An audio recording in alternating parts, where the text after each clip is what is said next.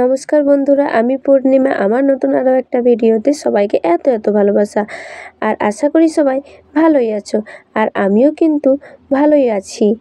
আর দেখো, আমি কিন্তু অনেক দিনই ভিডিও দিতে পারিনি, একটু অসুবিধে ছিল তার জন্য। আর দেখো, আমি সকালেই চা বসিয়ে দিয়েছি। আর এই চাগুলো হচ্ছে ওই যে আমাদের বাড়িতে যে মন্দির হচ্ছিল বলেছিলাম না, আর সেই মন্দিরেরই ওই কাজ চলছে, তার জন্য মিস্ত্রিদের জন্য চা আমি সকালে বানিয়ে তাদেরকে দিয়ে আসলাম। তারপর দেখো, আমি দুপুরে রান্না শুরু করে দিয়েছি। দুপুরে রান্না কিন্তু আমার ভাত কিন্তু অনেকক্ষণই হয়ে গেছে। তারপর কিন্তু আমি ওই বেগুনও ভেজে নিয়েছি, আর বেগুনটা কিন্তু আমার খুব পছন্দের।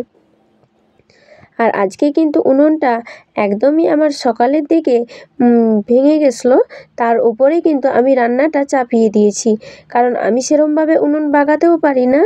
আর তার জন্য আমার বাগাবে একজন, আর তাকে বলা হয়েছে। আর আমি তার জন্য সকাল সকাল রান্নাটা সেরে নিচ্ছি, তারপরেই কিন্তু উনুনটা বাগানো হবে। তারপর দেখো, এইটা হচ্ছে শাক ভাজা। অনেক দিন আগেই আমার বাপের বাড়িতে গিয়েছিলাম, সেখানেই খেয়ে এসেছিলাম।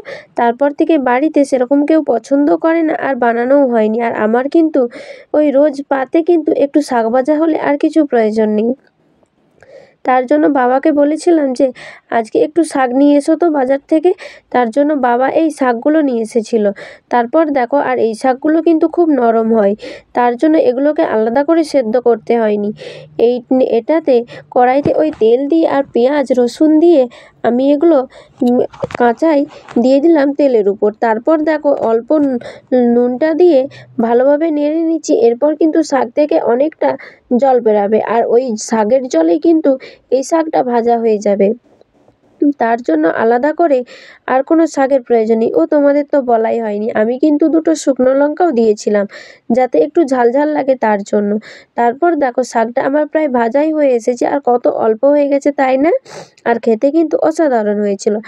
আর দেখো, এদিকে ভেজে নিচ্ছি আমি ফুলকপি। আর ফুলকপিটা কিন্তু আগে আমি একটু জলে ভাপিয়ে নিয়েছিলাম, আর অনেক দিন কিন্তু ফুলকপি বাড়িতে হয়ই নি। আজকে কিন্তু ফুলকপি